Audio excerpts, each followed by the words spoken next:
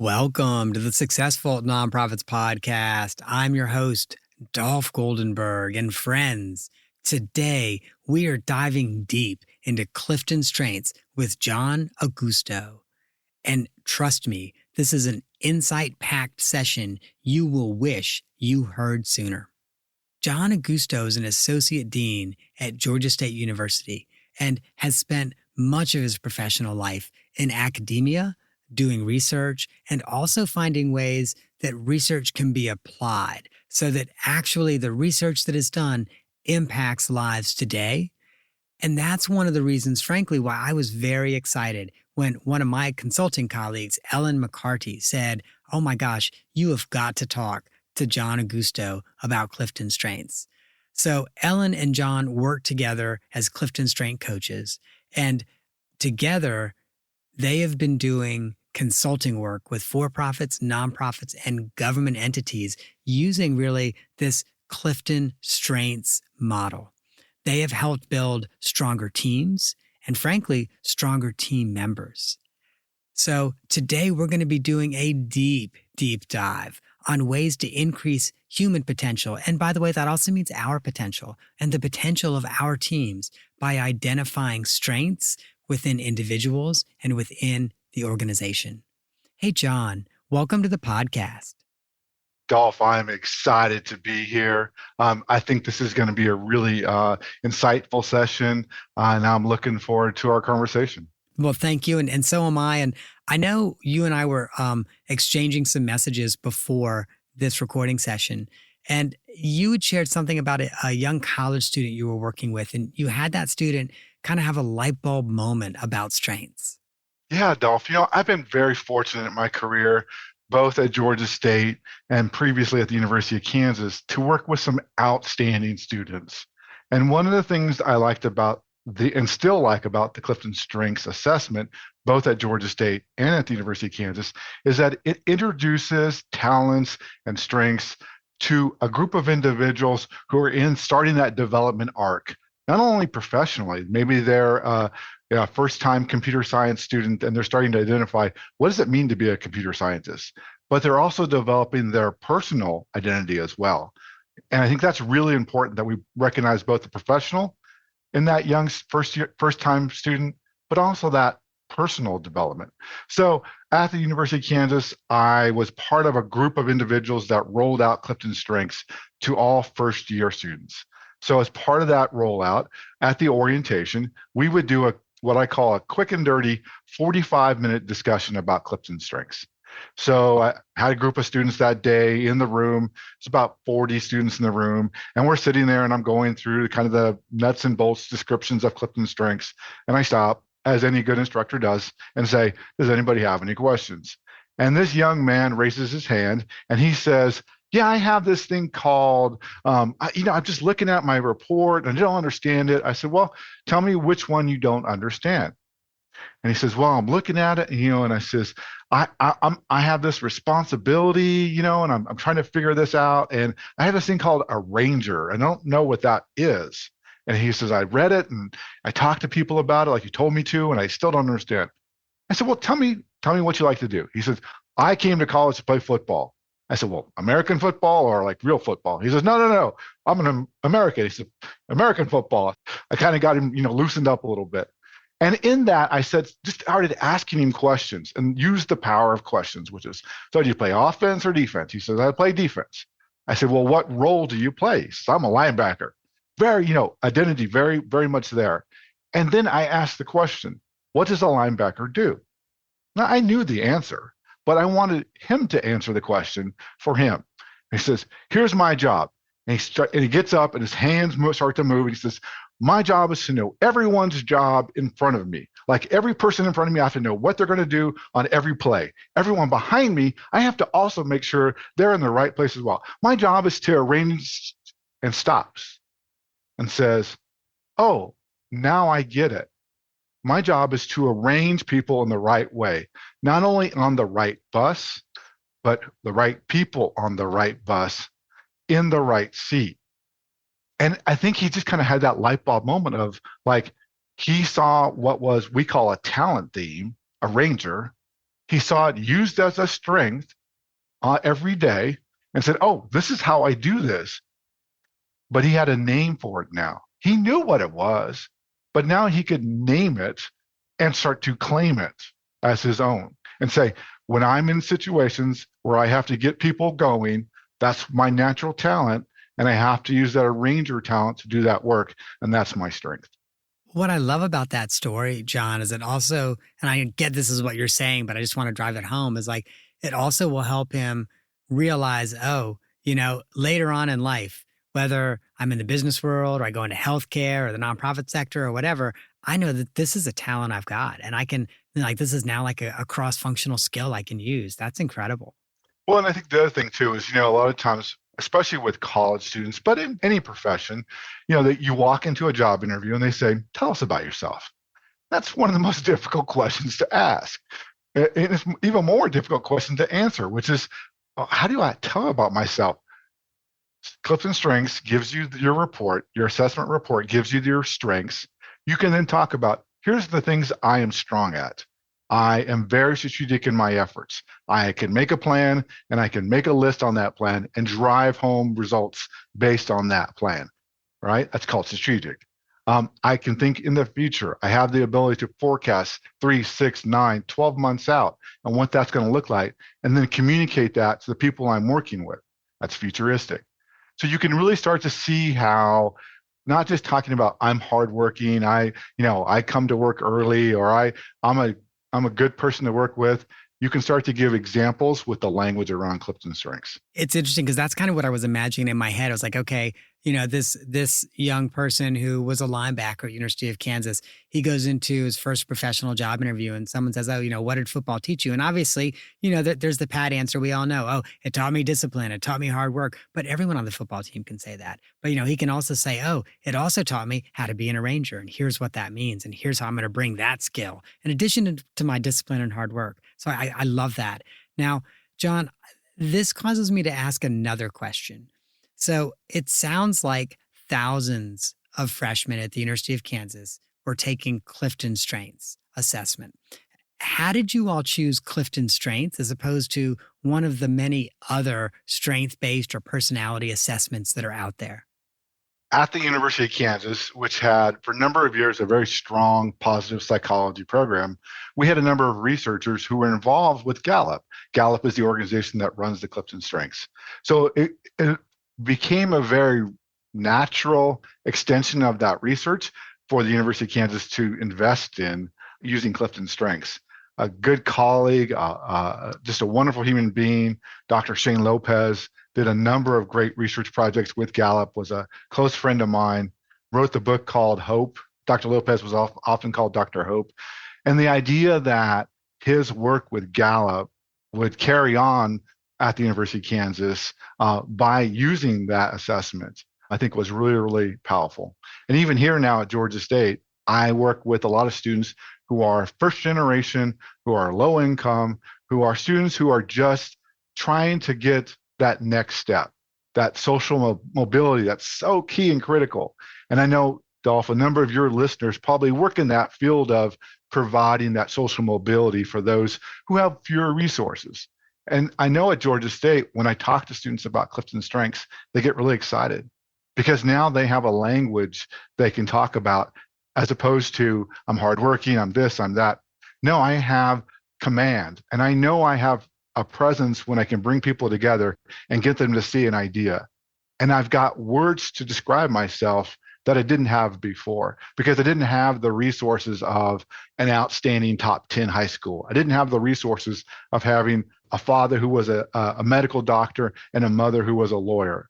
I didn't have those resources. But what I have now is the opportunity to get a great education and the opportunity to use my strengths on a daily basis. That's awesome. And so you'd mentioned that the Department of Psychology had been working with Gallup and was familiar with CliftonStrengths. What about CliftonStrengths set it apart, though, from all of the other assessments? Because again, let's face it, like, I mean, I can't even think of them all now. I know there's DISC and then there's many other like assessments that you all could have chosen. Yeah. And, and oftentimes when I'm working with a nonprofit, they ask that very question. Okay, we have choices here. What choices do we make? And two things that we like to talk about, Ellen and I both talk about this. The first thing is that, there are many assessments that will tell you who you are. You're this color, or you're this on the ENTJ, or whatever and I'm not as familiar with those as probably as I should be. But for me, when I talk about CliftonStrengths and why a nonprofit should use CliftonStrengths, I really want to focus in on, it tells you as the organization how your people make their way through the world. In other words, it focuses on four key aspects. It focuses on those who do things, right? Those executing things that we have to do in any organization. Those of us who have strategic thinking, right? Those individuals who can, I say, think their way through a problem. And those are incredible talents that you need in a nonprofit. You have to have a group of folks who influence. We always talk about the nonprofit world as having impact. One way that you can have impact is you influence the decision makers, you influence the policymakers, you influence the clients you work with. And then the last one that I think is really important is the relationship building. Ellen calls these the heart people. These are the people who really get and understand the mission, the value, and they can express that, and they create those relationships that matter so much in the nonprofit world. So when nonprofits look at the options they have, I say CliftonStrengths allows you to understand and appreciate that in very specific ways. The other reason why I think nonprofits should invest their time and energy into using the CliftonStrengths assessment, and why I believe in it, is that developmental aspect of it. Because it's not enough to say, I'm an achiever, you're an achiever, we're achievers too. I see that a lot. Organizations go, oh, you've got your strengths on your nameplate outside your office, or you do an event and you run around, have fun. That's great. That naming process is great. When I work with organizations, I also want them to claim there. I want them to say, this is how it shows up. And this is really important, because that really starts to say, not only I have achiever and you have achiever, but this is what my achiever looks like in relation to the other 4 or 5 strengths I have that are my top strengths. The last part of that, though, and that's where the organization really gets the benefit, the bump, if you will, from using CliftonStrengths, is that ability to aim. Aim with an individual and say, where do you see yourself in 6 months, 12 months, 2 years? And to have a really strong development conversation is, how are you going to use your strengths to get there?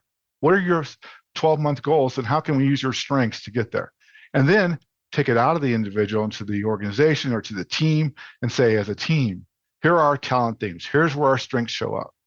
And really start to understand and appreciate how those strengths can show up as a team, and then push towards those goals. Aim those strengths towards the goals that you have as either an individual, a team, or an entire organization. Can you share a story about an organization you worked with and kind of took through that process? Yeah, I'll share a story of a recent organization that we work with. This organization is throughout the Metro Atlanta. They do phenomenal work. They are amazing individuals doing what I think is what I would call life-saving work. And I don't just mean like they're EMTs rushing into the burning building. Every day they show up and do phenomenal work in the lives of human beings. So one of the things we wanted to get them around claiming and aiming those strengths, because we had a group of about 50 employees, and they are, again, doing great work, and they have a lot of goals that they want to make, and they have a lot of impact they want to provide to the metro area here in Atlanta.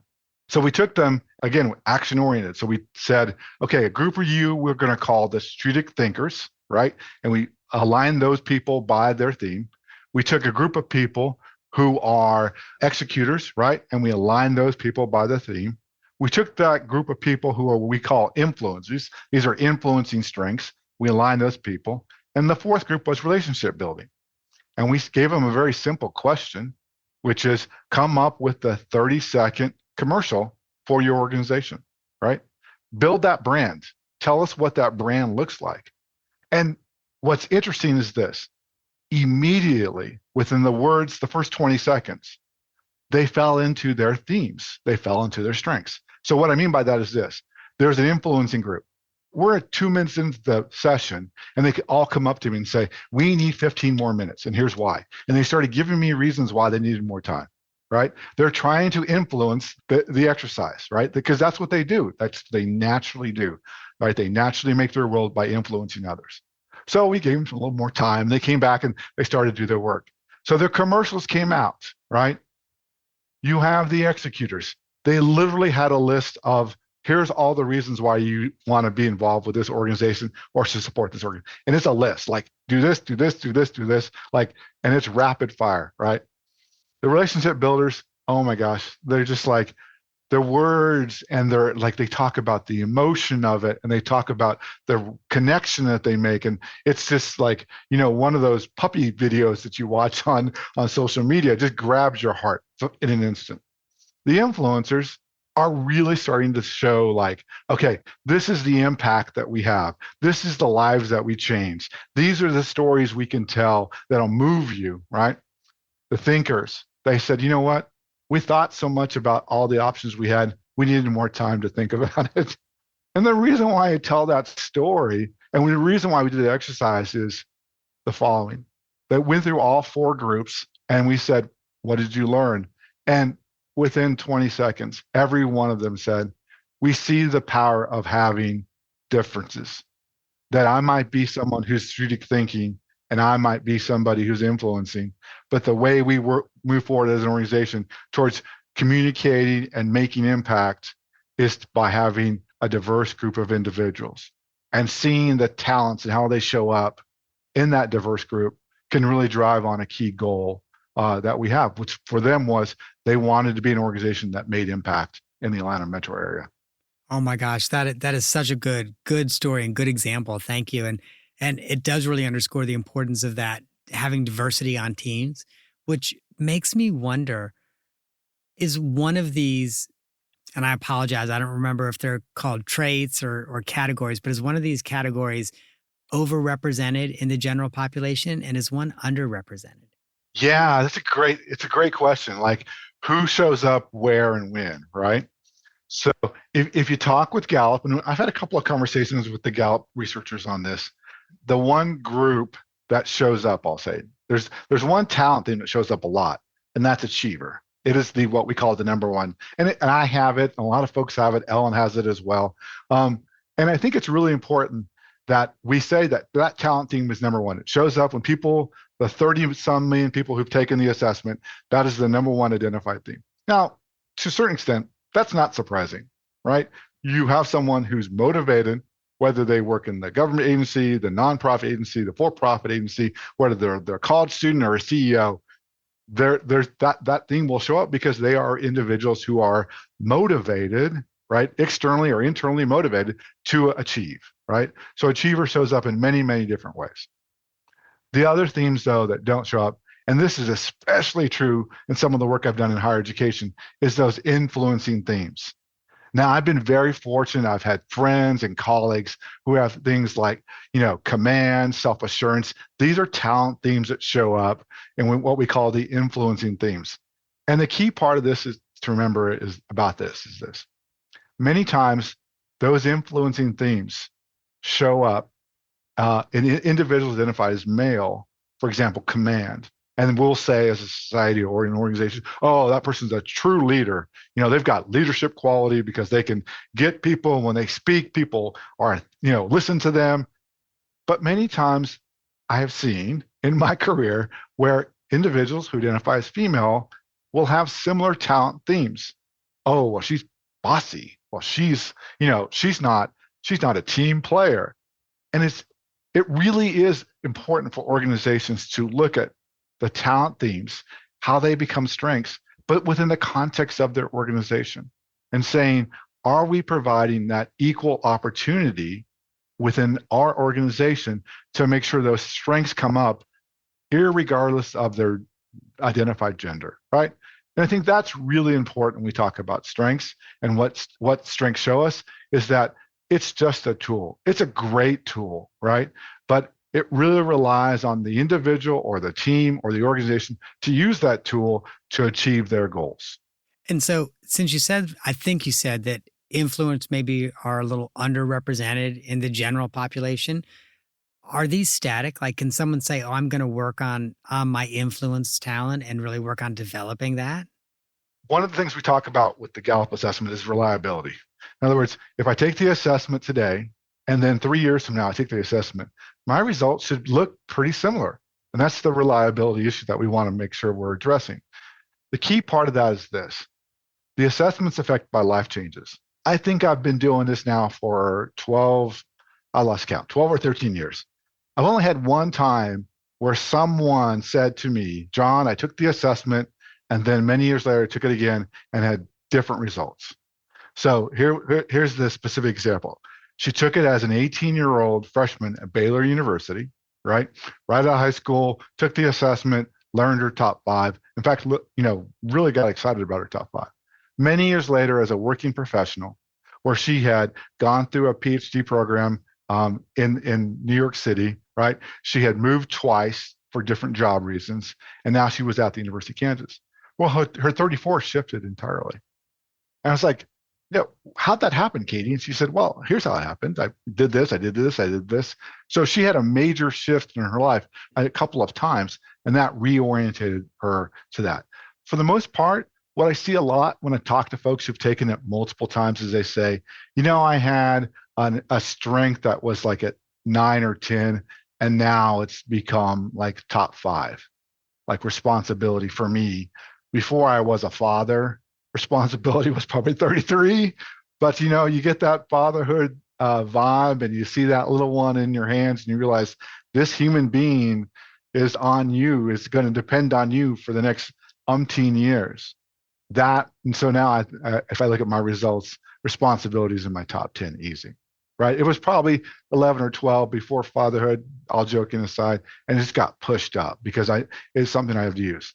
The other thing is this: I look at my strengths report and I tell people to do this. Look at the bottom, right? There's 34 talent themes. Everyone goes to the bottom when they get the reports. Like, what am I not good at? And it's not so much that you're not good at, it's just that it's a talent theme that doesn't show up very often. For example, I don't have a lot of influencing themes, right? Command is very low for me.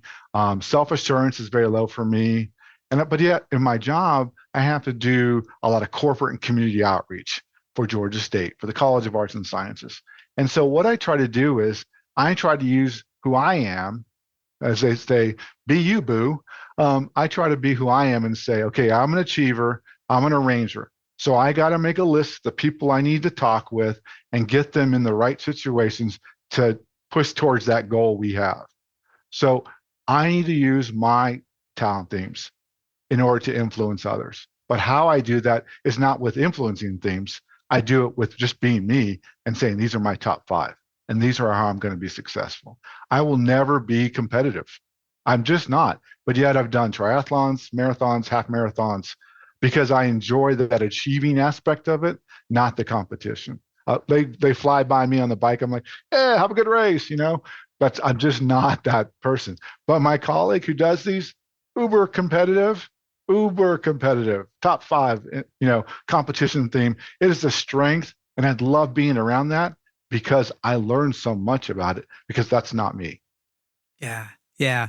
So that also makes me think, I know oftentimes when we do an assessment like CliftonStrengths, we're doing it in a workplace or we're doing it at school or someplace like that. How can we apply like those top 5 strengths? You mentioned, hey, really focus on the top 5. Having the knowledge of those top 5 strengths, how can we apply that in our personal lives and our personal relationships and also our community involvement? Yeah, and I think that's really important because, as I said, working with college students, we kind of focus a lot on the professional development. Here at Georgia State, we call it college to career, right? And I think a lot of universities are in that focus. But whether you're a first-time college student, whether you're a 20-year, seasoned employee for a nonprofit, you have to have those strengths are going to show up in your personal life. They're going to show up in your role as a parent. They're going to show up in your role as a partner. They're going to show up in the volunteer work that you do. And so, or engagement work that you do with the community. One of the groups that I really like to coach is in the nonprofit space is actually churches. And I take a non-secular approach to it. But for a lot of churches who do that community outreach, we talk a lot about talents and strengths and how they show up. But whatever type of nonprofit you're working with, I think it's really important to sit back for a moment and say, who am I and why do I do this work? So why am I a father? Why do I volunteer with this group? Why do I care about Atlanta Food Bank, who my colleague and I just had brunch yesterday, Elizabeth, and we were talking about some of the things that she's working on. Like, those are the programs I care about. So why? Why is that? And then express that and think about that in your own strengths. So I know, for example, for me, as a father, as an arranger and developer, it was all about how can I put my kids in the best situation to learn? How can I put my kids in the best situation to maybe make mistakes with the support of parents who love and support them, but also can get them into, okay, now what did you learn from that? And how did you grow from that? And I think it really is important with our partnerships because a lot of times, whether it's a romantic partnership or a professional partnership, we start to take things for granted, right? And Elle and I have a great story about this where, she has focus in her top 5 and she will get like extremely focused when we're working together. And sometimes I have to tell Ellen, stop, look at me, take a step back, you're going at 90 miles an hour and I'm only doing 60. So, keep me in the loop here as we go along. And it's just that ability to see that person in very, very special ways. I'll tell a last story. So I was married for 25 years to an amazing human being, and she is still honestly my best friend. We have 3 amazing children. I'm so blessed and so grateful that they are in my lives. But I always say to my friends when they ask, oh, you're divorced, I'm sorry, that sort of thing. I say, you know what? I say, the last 7 years of my marriage were some of the best years of my marriage. And they're like, what? That doesn't make sense. I said, when we took the assessment together, we got to see each other in a whole new light. And I got to see and kind of revisit why I was attracted to her in the first place and what made us so unique together. Because we were opposites in many, many ways and still are to this day. But her drive, her self-assurance, her command that she has, she walks into a room and instantly people know she's the go-to person. Whereas I have to walk in the room and I have to work the room and arrange the conversations and develop those ideas, right? Because we just approach life 2 different ways because we're 2 different people. So I do think that whether you have a partner that you're working with, whether you have a organization that you're working with and you're passionate about, knowing why you work with that person or that organization, and then using those strengths to help you do that, it's just a powerful combination. And John, thank you for sharing from a very personal perspective as well. Thank you. That makes it even more powerful. And I always believe that there's so much more to a person than just their expertise. So I'd like to continue that sharing with our off the map question. And so you mentioned triathloning, marathoning, half marathoning. So I don't do triathlons. I am a tri spouse. So my husband's an Ironman. And that means that I'm really familiar with the circuit. And so I'm just curious, is there a triathlon or a race that you've done that really stood out for you and why? Oh yeah. Down in Panama City at the Gulf Coast. And here's why. I'm a decent swimmer. I won't drown. And I'm not competitive. So this is not about like, I'm going to place, 5th in my age group. And I don't understand how people think that way. I appreciate it. I see it, but I don't know how they do it, in other words. But yeah, the Gulf Coast for me, it was my first. And that's why, you always remember your first race. But here's what I remember about it. I didn't get to do all 3 disciplines. That year, that particular race, it has a history of people dying. They've had 3 deaths in like the last 7 years, which statistically, that's not what happens in the 70.3 triathlons. So there was that. I was concerned about it. And I knew in May, the water can be a little unpredictable. And so that was there. But the morning of the race, we're getting everything ready and kind of in the zone and talking to people, just kind of chit-chatting, trying to calm the nerves a little bit. And they come out and they announce that, in fact, the water has gotten too bad through the storms and everything, and we can't do the swim. And I remember some people you could tell, were seasoned, much more than me, much more experienced than me. They got really upset and they said, well, we have to swim. We're just going to go swim. I'm like, and you could just see the competition come out of them. Like, we have to do this. And if you can't do this, then you're not a real, triathlete. I was just like, wow. The reason I tell that story is this. Many times we have a strength and it shows up every day, right? But even our strongest strengths, our number one on the chart, can have a weakness, can have an opportunity where it's not in the best light. It's not productively applied as the theoretical language I like to use. And sometimes, whether it's whatever talent theme it is, it also has that weakness where we just like, it's not really helpful for us. And that was a reminder to me that sometimes our strengths can get in our way of our overall happiness, productivity. Whether it's the person who wants to go swim when we shouldn't be swimming, or the person who gets called a workaholic because he does CliftonStrengths coaching, he has a great consulting work that he does, and he's an associate dean. So we all have those strengths that we have that sometimes look like weaknesses. So I tied it into that, and I tied it into triathlon. How's that? You even tied the off the map question in. I love that. I love that. I will share with you, my husband has done that half Ironman as well. And one year when he did it, there was a school of jellyfish in the water. And like a large percentage, over 10% of the people got stung by jellyfish, including my husband. Now, I don't do triathlons in part because I don't know how to swim. And there's nothing about the idea of being stung by jellyfish in the water that makes me want to learn how to swim. I'm just like, no way, no way, no way. So John, thank you so much for coming on the podcast and sharing more with our friends about CliftonStrengths and really ways that they can identify strengths and use them in their professional life and also in their personal life. Thank you. Well, and I just think that, especially for those folks who are our friends on this podcast, they probably work in difficult times, right? Nonprofits are being taxed more than ever, I think. The resources may not be there. The financial resources may not be there. And whenever I'm working with a nonprofit, I always remind them of something they already know, which is that their number one resource are the people that work in the organization. And I say their number two resources are the clients that they work with. And that's what they get. I said, if you take a strengths-based approach where to your people who are involved with the organization and a positive psychology approach, you'd be surprised the changes you can make, the minor changes day to day you can make that add up, right? So you change a little bit today, you change a little bit tomorrow. One of the things that triathlon training has taught me is the power of now, which is just simply that, okay, I know I have to run 13 miles in a couple of months, but today I'm just going to run 3, or today I'm just going to run 5, or today I'm just going to swim 1,000 meters, right? And that approach where you're saying, I'm always going to try, I'm always going to put that forward, I'm going to be positive about the people I interact with, I'm going to use my strengths every day, it's how I make my way through the world, that's going to really help that individual, but more importantly, the work they do with a team, the work they do with an organization. Absolutely. And thank you. And John, I know that our friends might want to figure out how to get a hold of you. And I think there's 2 ways. One is on LinkedIn.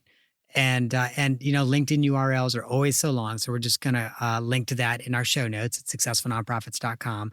But also, I know you work with Ellen McCarty on this work with nonprofits. And so listeners, you can also go to McCartyandCoLLC.com.